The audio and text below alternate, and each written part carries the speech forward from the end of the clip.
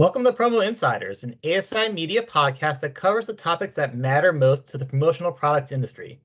I'm CJ Mitica, and today I'm joined by Digital News Director Chris Rubo as we make 10 bold predictions for the promo industry in 2023. Will we be right? Maybe. Will we be wrong? Highly likely. Still, that won't stop us from forecasting the stories and trends that will rock the industry this year. So, Chris, thank you again for joining me on this fool's errand, because if we've learned anything in the past few years, it's that it's incredibly easy to predict the future and nothing unexpected ever happens. Yeah, right. I remember going into 2020, writing an article like that was titled 20 predictions for 2020. And I think a lot of them would have come true if there wasn't that whole COVID-19 thing. So yeah, Right. I'm familiar, but this is a fun exercise to go through. And I bet you there'll be, if not full on truths, kernels of truth and in fact ultimately in what we say. Yeah, so and that in fact I was going to offer that disclaimer. So here's how it's going to work for our listeners and viewers. We're going to run through 10 bold predictions that Chris and I came up with. We put our heads together figuratively because we don't cohabitate the same office space anymore. And so again, we have 10 bold predictions for what's going to happen in the promo industry in 2023.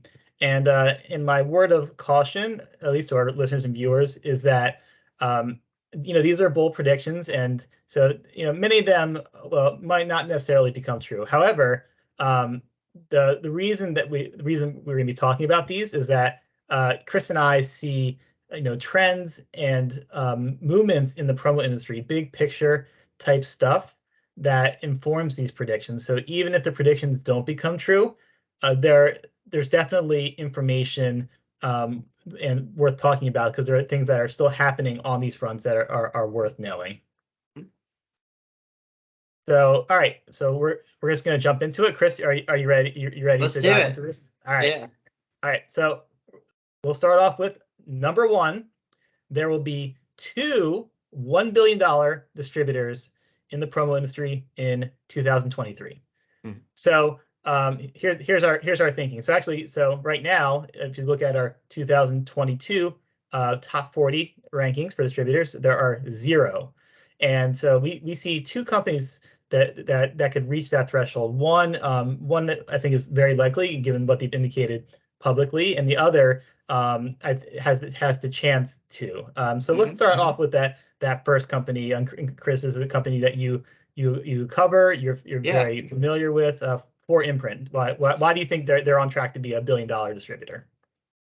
Well, they're a publicly traded company, and they've put out on the record financial documents that they're legally bound to strive for accuracy, and that says that they are going to tip over the $1 billion mark for total global revenue in for their 2022 year, which of course just ended. Now, what'll be interesting to see is if it's over $1 billion just in the North American market alone, or if it takes some of the international sales to get them to over $1 billion.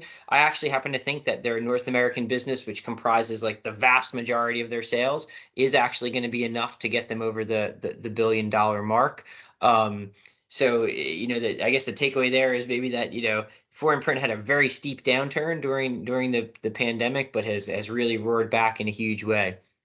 Yeah, and we've always talked about 4imprint as that canary in the coal mine, when the pandemic first hit and these 4imprint released their financials and they were really struggling. It's just indicative of how the industry as a whole was struggling, and really showed that buyer demand just dropped off precipitously. And so as 4imprint has risen, it's indicative of just how quickly buyers got back into spending on promotional products. So Yeah. 4imprint's obviously controversial, but I think their performance as a whole is a positive sign for our industry as a whole. And if they hit the 1 billion mark, I think that portends good things for promo. Now, the other company which we did mention, Halo, which is last year was our number one ranked company, and they reported 2021 sales of 822 million. So I mean, it's just 180 million. That's just chump change to reach the mark. But what's the path for Halo to get to that 1 billion mark? I mean, listen,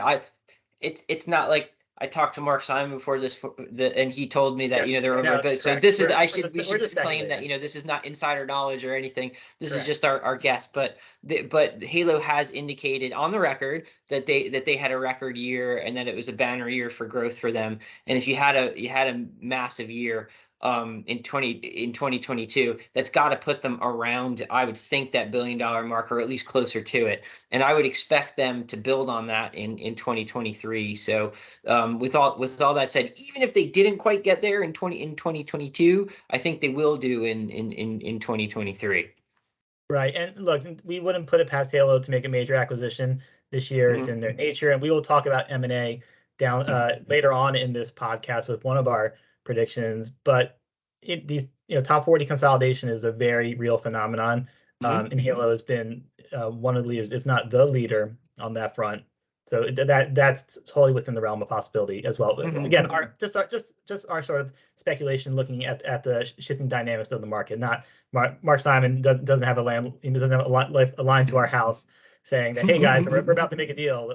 So just something to keep in mind. One little thing I'll add, and then before we go on to number two, is just that there are people who would say that, hey, Vistaprint, which is owned by top 40 distributor Cimpress, they do well over $1 billion in sales. One of the issues we have there, though, is that some of those sales happen internationally, and a chunk of that business maybe is not what we would classify as your traditional promotional products type sales. So that's because I have had people say, oh, well, there is a $1 billion distributor. It's well, that's the little caveat we use in kind of making that assessment. So sure. And when we do our top 40, we classify North American promotional product revenue. So that's not the whole picture. But it's what we focus on, what the market typically focuses on. By the way, on the supplier side, there are $3 billion suppliers, Sanmar, Alpha Broder, and SNS. Who knows what will happen on that front. But again, consolidation is a very real phenomenon. We'll talk about that a little more later. Number two, industry sales will grow, but won't we reach 2019 record levels? So, Chris, why do you think this is the case? Yeah, that's one I actually struggled with a little bit, because I thought maybe there would be I think we're going to see great growth in 2022. All indications are that's the case. And I was like, if we build on that even a little bit, we might get over that all-time record high of, I think it was 25.8 billion that we saw in 2019. But of course, I think the big factors that could stop us from getting there are really in some ways beyond the industry's control. It's those macroeconomic factors. If we do see a recession, or at least a further slowdown in spend, that can prohibit our industry from growing at at the rate we'd like to see. I do think, though, that if the economy performs better than what some economists are predicting anyway, which I haven't given up on that yet, the thought of that, especially in the second half of the year, that we might be able to tip over. But right now, if you're a safe better, you have to say that, given some of the economic clouds we're facing, we're not going to have a record year in sales in 2023. That said, I do think that we can still build on 2022. Yeah, so let's look at the numbers. So in 2019, that was the high water mark for the promo industry. It was 25.8 billion in promo industry sales. Obviously, the following year, 2020, was a drop of 20%. It was 20.7 billion. And then 2021, it went up 12% to 23.2 billion. So we haven't seen the final numbers for 2022 yet. We know what happened in the first 3 quarters, and there was some very strong growth, a lot to be encouraged about. Q4, we heard some difficulties, more not necessarily on the inventory supply chain side, but more buyer pullback. Demand. Yeah, concerns about the economy, other things that made buyers weren't spending as much, or were spending. We're being a little more judicious in how they spent their budget, particularly on promo products. I do think that's the big issue, as you mentioned, heading into this year, is what are the factors going to affect sales? I think local events have been huge. So that I wrote a commentary about this. They came back last year, and I think they have a very sustaining effect on our industry, sort of a floor. Even if there are economic difficulties, that'll help guard against that. Trade shows are back in a big way. Attendance isn't all the way back, and not all the events are back, but a lot of them, and that's a major avenue of spending. So these are all positive signs. But things like inflation and hiring and things like that, how's the economy going to fare this year? I think that's really the major determining factor. Yeah, you made some really great points there, and I wanted to call attention to him about, you know, even when there's macroeconomic problems going on, sometimes you have to look at the specifics, of course, of what your industry does, right? And what we do, like servicing, events, providing, merchandise for events, all that stuff has come back in a big way, and I don't think and it's not going away. It's certainly not going to go back to what things were like a couple years ago, barring some unforeseen horrific variant or whatever it might be that comes along. So when there's certain industry specific factors that I do think will continue to stoke sales, so to speak, where you might see pullback in this kind. You mentioned if some of those clients are struggling, they might not invest in their traditional marketing as much. But events related business, I agree. I think that will stay strong and play a factor in propelling. And I think your school education related business is going to stay strong and grow. And I don't think that's going anywhere. So although it's interesting to see where it ends, but I do think even if we don't get to record levels, we're still going to see a strong year for sales. Yeah, the industry goes as the economy goes. So if the economy were just to hit a stride for some reason and have an amazing year, I could see the pro industry breaking those record numbers. That being said, I think that's very unlikely. In case there's just too much recession concern, too many mitigating factors. If the economy goes into a full-blown recession, I mean that's going to hurt, right? That's going to definitely affect sales. Though I do think, as you mentioned, there are industries, there are just types of buyers and events that have consistent needs that will sustain the industry through those difficulties. So you're looking at the worst case scenario and the best case scenario. I think our best guess is that it's somewhere in the middle, a continued trajectory of growth, many positive signs, but we're still recovering from 2020, and to get back to those 2019 levels, I don't foresee it happening this year. Hope we're wrong. All right, let's go to number 3.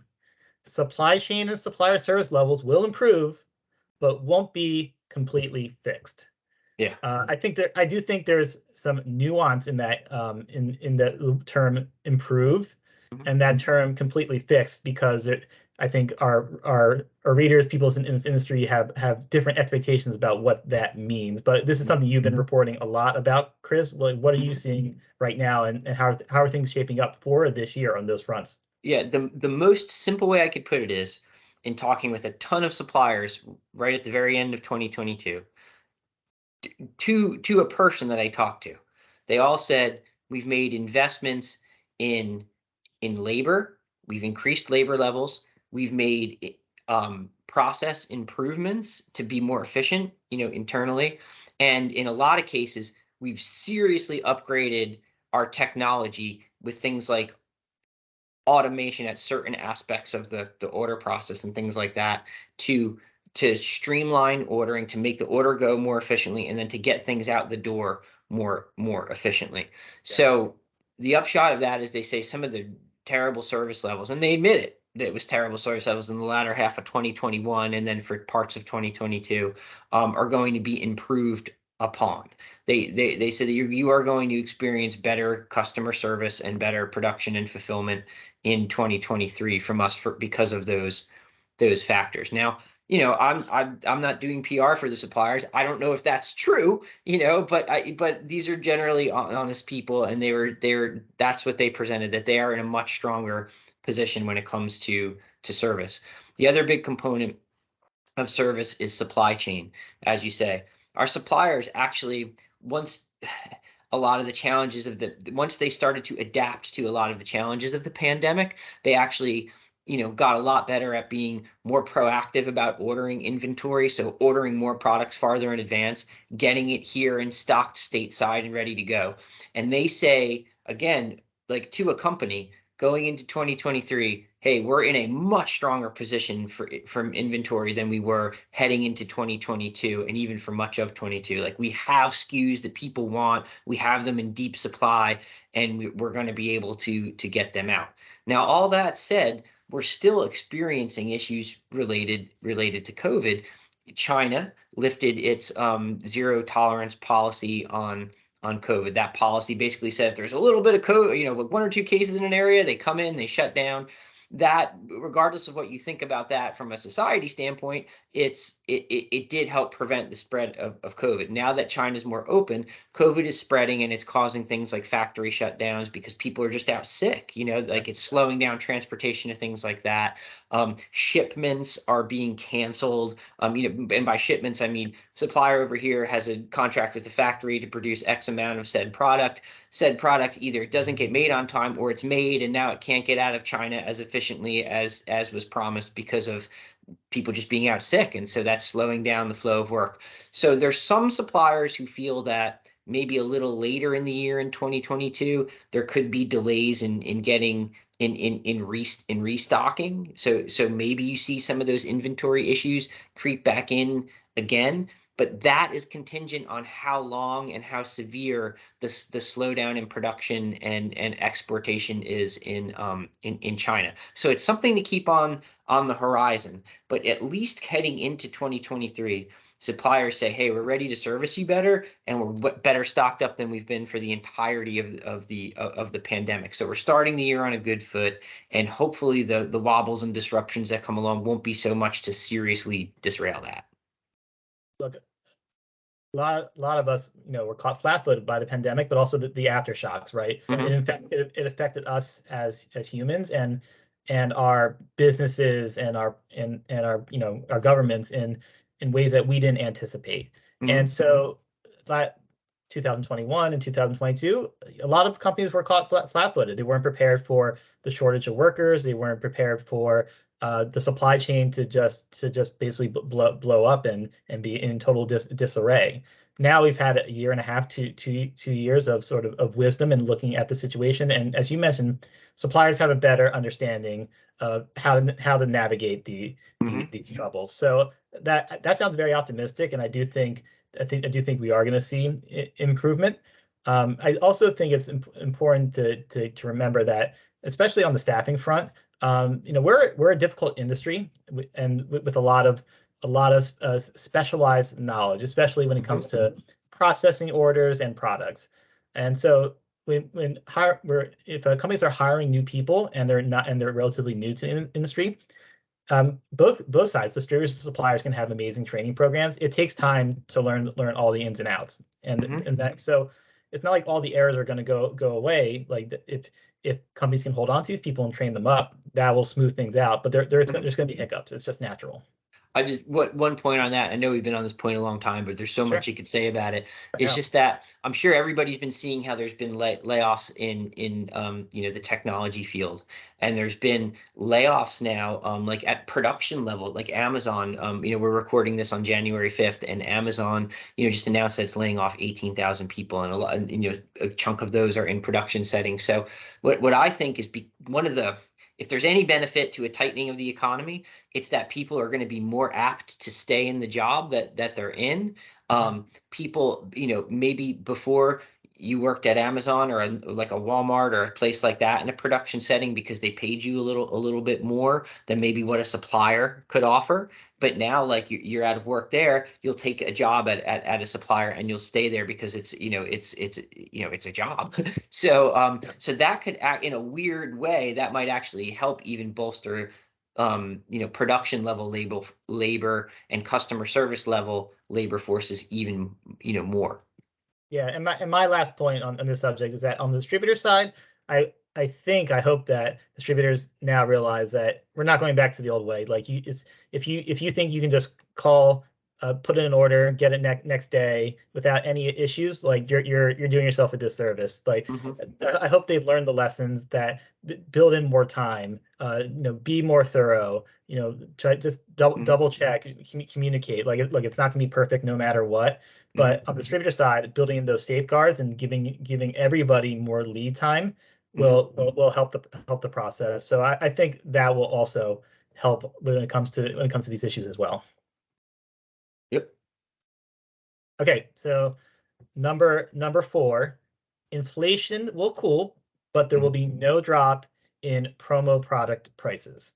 So the inflation, it's been out of control for going on two years now, and there's obviously it's affecting us as consumers. It's certainly affecting the promo industry. So in your view, Chris, like where is this headed? So inflation is going to improve, but why won't it affect the prices of the products?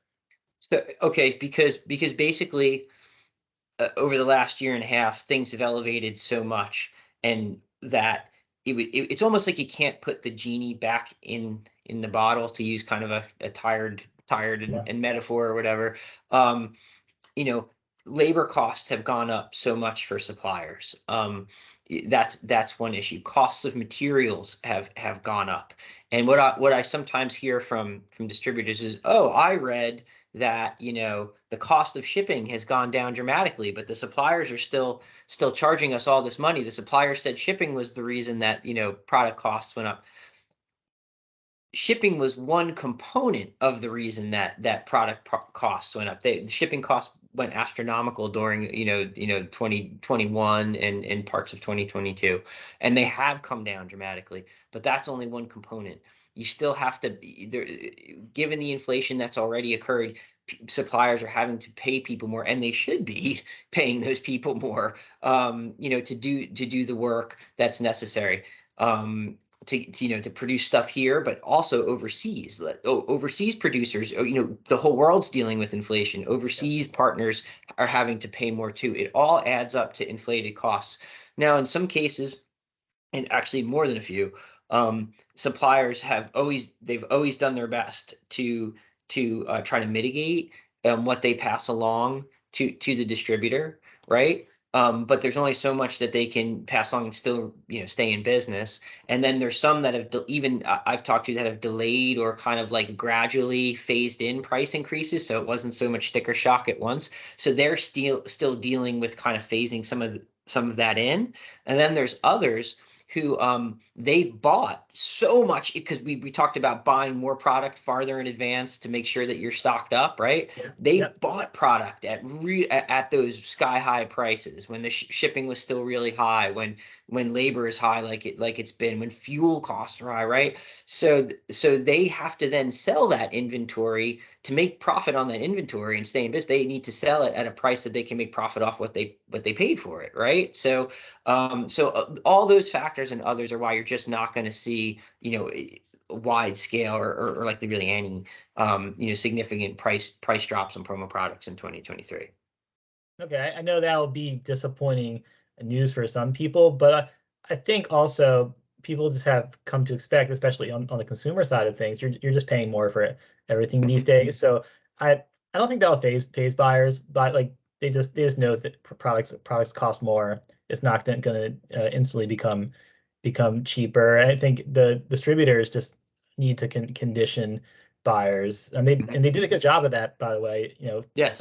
Throughout the pandemic in terms of lead times and other issues. And so I think this is just more the same in terms of how do you how do you approach buyers, and how do you present this information in a way that they get it. So I think that'll be good. And real quick, just to end the point here, is that on when everybody's been experiencing inflation in all aspects of their lives, so it's actually didn't necessarily take a huge amount of education, even beyond just like, hey, why does this cost more? Well, it's inflation. We're all dealing with inflation. So it's I think that helped distributors too, is that everybody, it wasn't like it was an industry specific thing or a product specific thing. It was just everything. Yeah, and tell them again, a $2 mug is way more price effective than like a $16 burger. They'll get Yeah. it. Yeah. All right, let's go to number 5. M&A in the promo industry will continue to be big, though not a record year. So this is something I feel pretty safe about saying. If you look at data, the 2020 everything shut down. Mhm. Um, 2021, just a rash of M&A activity, like not just in our industry, on like a global Yeah, you're scale, right? speaking you're speaking broadly across all industries. Yeah, Yeah. yeah. So For our industry, just to be clear for everybody listening, our industry really was still kind of dead for yeah, M&A, or relatively dead in the first half of 2021, but in yeah. the second half, whoa, it came back to life big time. Yeah, and so just to sort of to look at the global perspective, in 2022, M&A activity fell by a third, 32%. And that's just sort of the natural come down. It's still in line with pre-pandemic historic Hmm. averages, but it came down. It was just sort of finding its level. And so I think it's just very unlikely for it to shoot back up in the overall business world. And then in the promo industry, I think you're going to see just a very similar corollary, that huge ramp up and after the post-pandemic hangover, and now it's just kind of back to finding level. Still a very major phenomenon, but just not at the record pace that came right after the worst of the pandemic. Yeah, yeah, this is a tough one, and it's one I waffled on because, like, I don't want to give the impression too that like M&A is like going away, or Yeah, like far slowing down. far from Like, it. yeah, like I mean, it's the fifth, like we just said, and I want to say I've written 3 or 4, merger, maybe more, merger and acquisition articles this week, so far. So it's like M&A is here to stay in a big way. Now I'm rapping. M&A is here to stay. All right, but it is in a big way in our industry, and there's a lot of factors in that. It's getting more expensive to compete, on both the distributor and supplier side of the business. So a lot of times you may have great expertise as a salesperson, you may have great relationships with your clients, but clients are looking for certain more technological solutions or efficiencies that you don't necessarily have the ability to invest in, or take capital in turn. So it might make sense to partner with a bigger firm that has those things. I'm not advising anybody to do that, or not advising anybody. I'm just saying it's a reality of the marketplace. So that's one factor driving it. Another factor is more private equity money is going to continue to pour into our industry. We're attractive to private equity because we're a fragmented industry, and there's a lot of chance for consolidation and to quickly, I don't want to use the word gobble up companies, but to buy companies and aggrandize and capture market share. So that's going to drive it.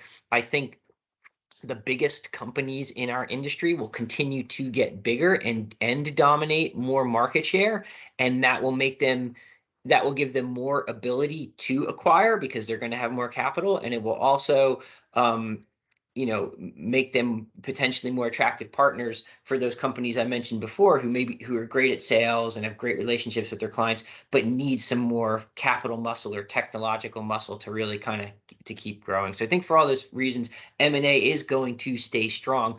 Does it hit a record? I don't know, but I think it's probably a safe bet given what might happen with interest rates and other thing in the economy, that it might not. Okay, yeah. So to wrap up, M&A still huge. It may not just hit the record level that it was happening in the previous 12 to 18 months. Yeah. Number 6. Let's forget this right. There will be a mental health revolution in the promo industry. Now we say this because you heard this a lot. I started hearing this a lot about burnout and people really being affected on the job, working, dealing with all the issues in life and business. And it's something that you report on because it was that big a deal that you were hearing about burnout and these other issues. What were you hearing from the distributors and suppliers that you were talking to? So I reached out to a bunch of suppliers and distributors and just said, "Hey, what do you think some of the biggest issues are going to be in 2023 for our industry?" And I was not expecting some people to come back and say like burnout and stress of the workforce, and people Yeah. just like calling it a day even in the industry because they're just so burnt out. But it was a consistent answer, and I was, as I was reading this, um uh Bob Lilly Jr., who runs Bob Lilly Jr. Promotions in the Dallas Fort Worth area. Yep. Super smart, really great guy, and he was so candid. He was just like, he's like, I really do think this is going to be a factor for. He wasn't talking about his company in particular, but the industry broadly, because if you have people burn out, like they're not going to be able to do their jobs as efficiently, and some are just going to look for work in a different industry. So we ended up doing a whole story, right, about how, executives and management class at a company, so to speak, can help mitigate burnout with workers. And it's something if I was, in a management level executive position at a distributorship or supplier, I'd be focusing on implementing things like that from top to bottom for my workforce to try to ease some of those burnout levels. There's been a really major shift in how companies help understand workers in the past couple of years. Mhm. The pandemic really started this. I mean, there were a few progressive companies before Mhm. that, but a lot of companies, when their employees had to work from home, they became acutely aware of the other side of their employees' lives, like all the issues they have to handle with their household. And it's not just you just show up to work and you're there for 8 hours and you forget about everything else. The companies didn't really see that other side of people's lives. So that I think really shifted the dynamics.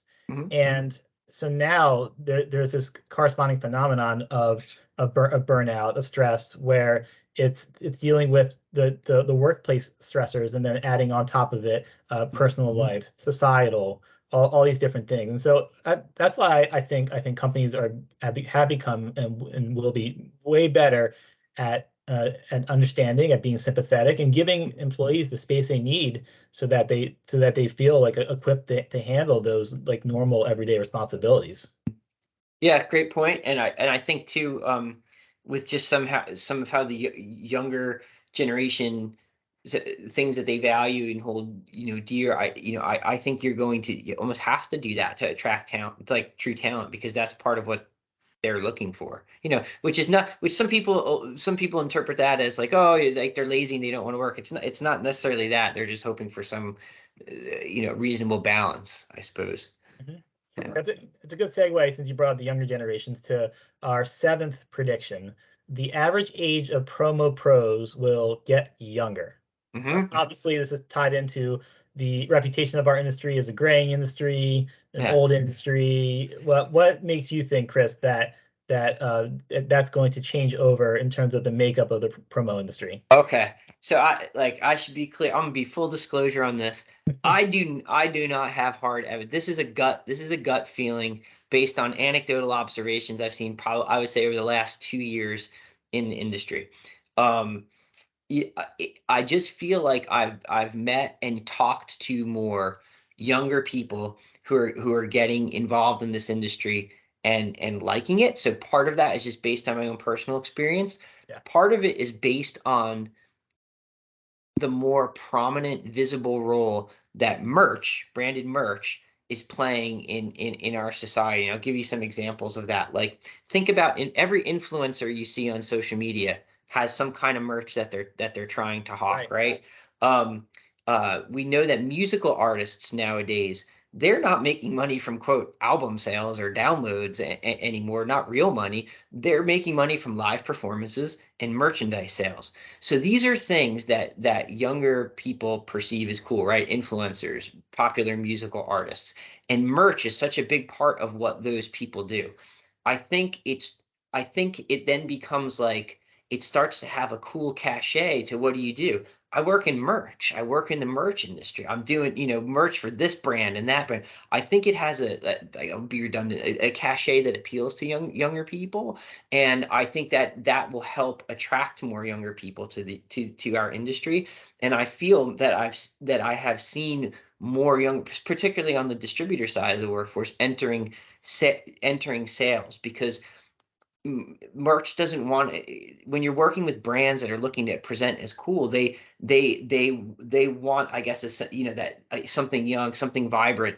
And younger folks sometimes are well positioned to do that, because they are part of the audience that those brands are looking to connect with. So I do think that we will see more, on the sales side, more younger folks on the sales side. And I think that our industry is also becoming so much more driven by technology than it ever has before.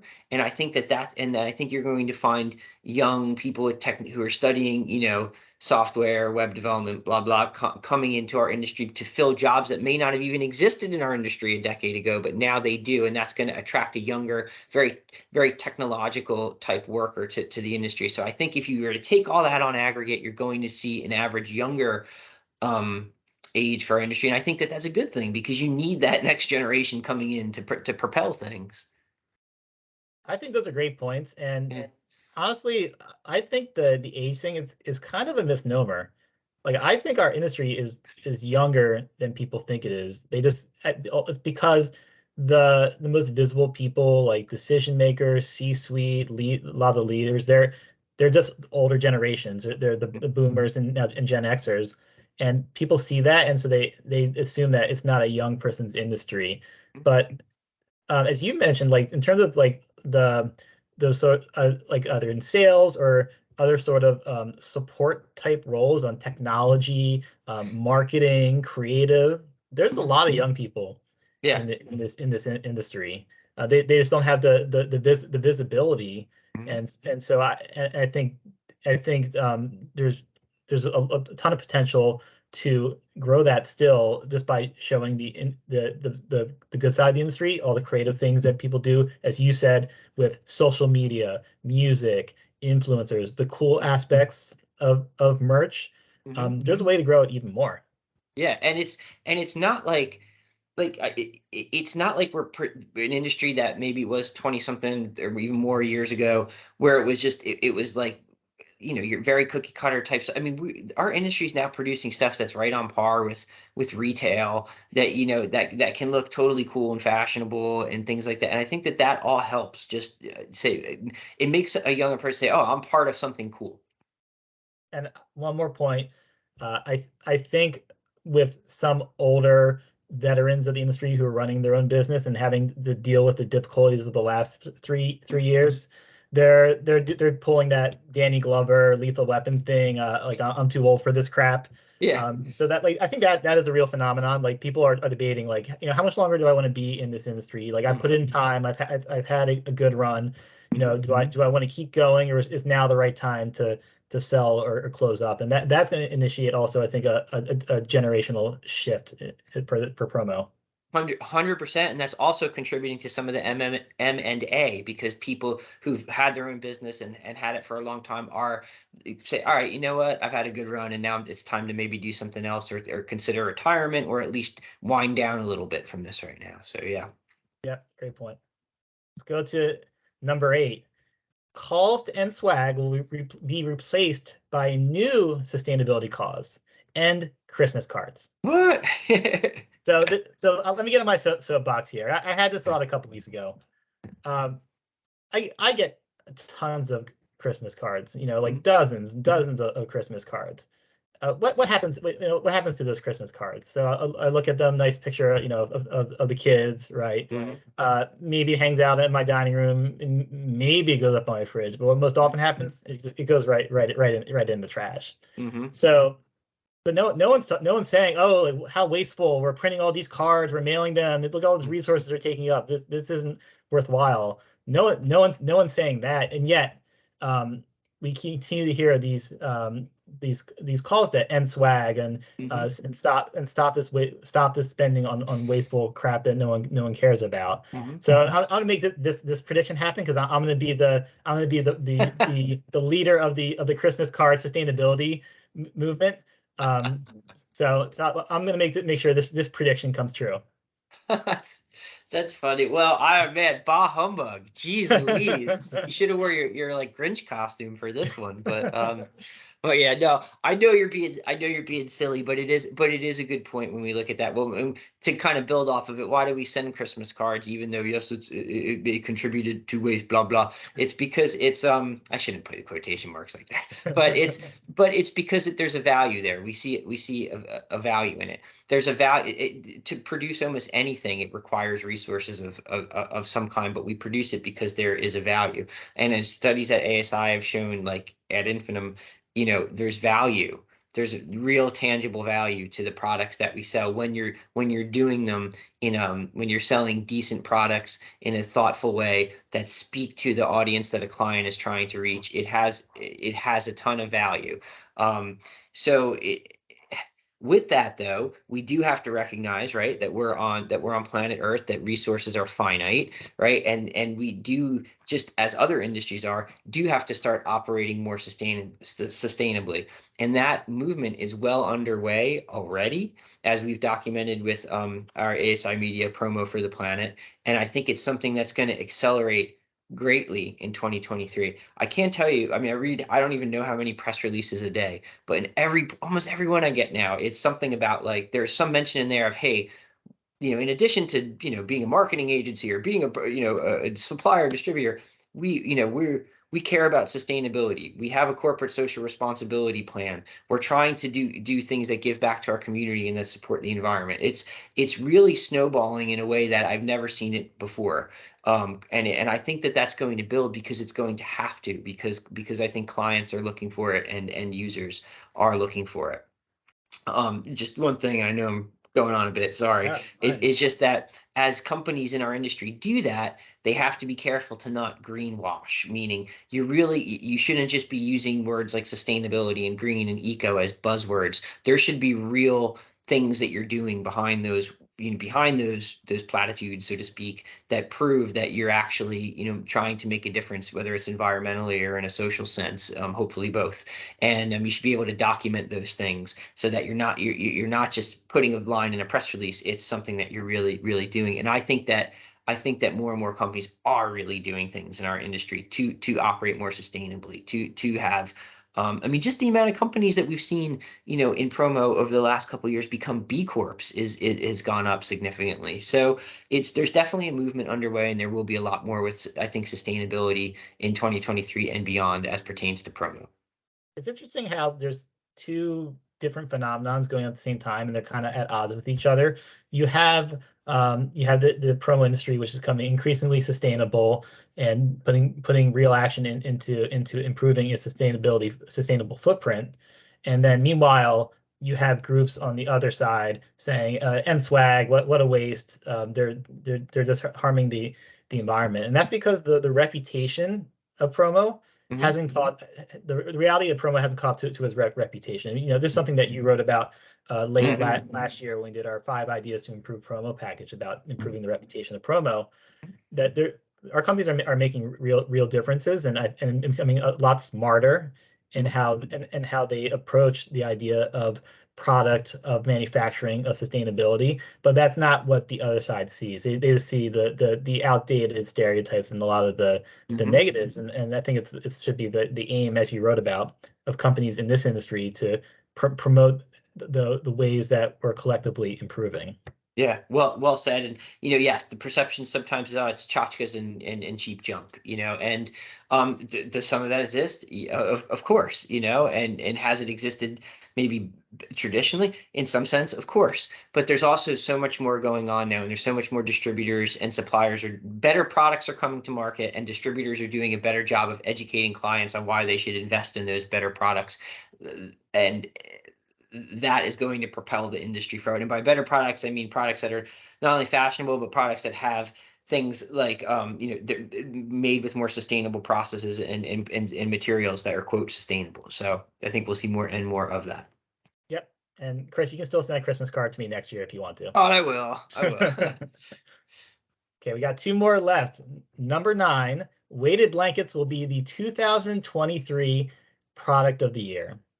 So I want to come up with something. We've been through some serious stuff the past couple of years, and it was masks one year, life or death stuff, and I think our society is ready to turn towards something that's not that's not so heavy, quote unquote, in the figurative sense, maybe not the literal sense. Have you ever tried a weighted blanket? By the way, I never have.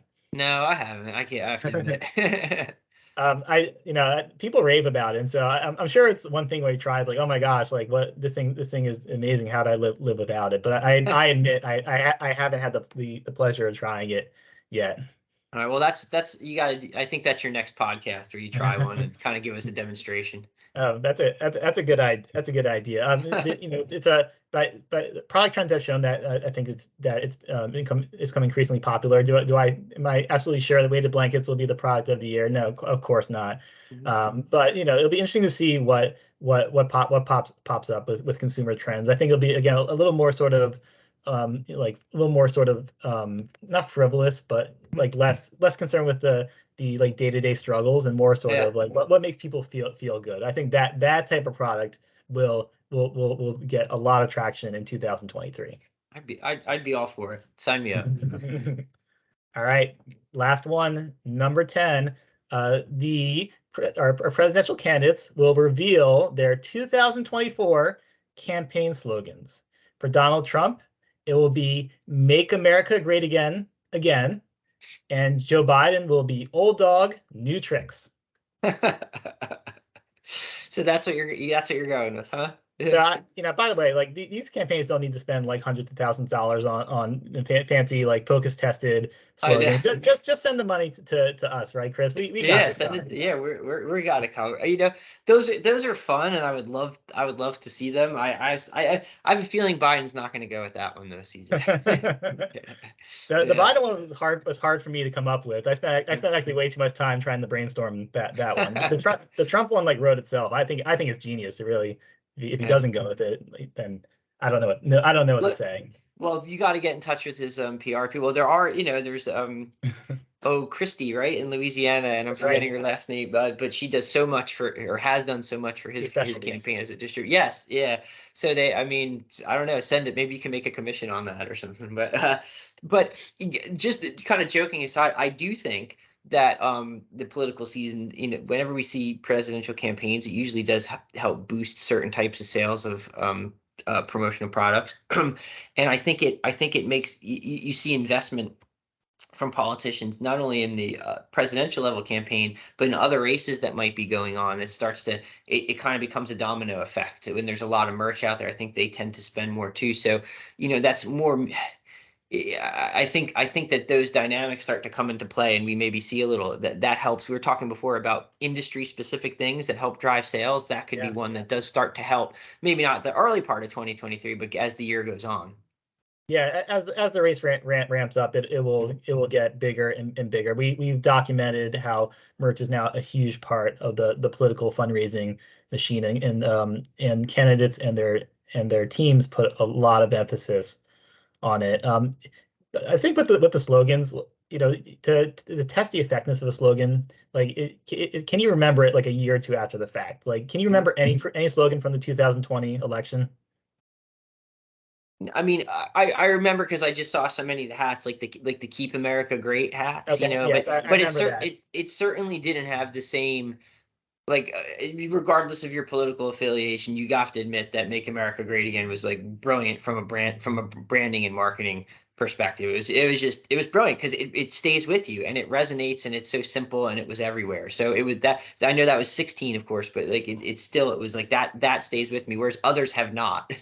Yeah, that's kind of my point. Like if with presidential and like political candidate merch and slogans, like it needs to be a phenomenon to really to be like an all-timer, right? If it's not an all-timer, like no one's gonna remember it. I had to look up what Joe Biden's slogans were from the 2020 election. Like I couldn't remember it because like it wasn't anything like that great The to only be thing I honest. remember wasn't even the slogan, right? It was just he did have some mugs and T-shirts where it was just like a Yeah, silhouette with the the cup of Joe, aviators. the Yeah, cup of Joe. I do remember that. That was really clever.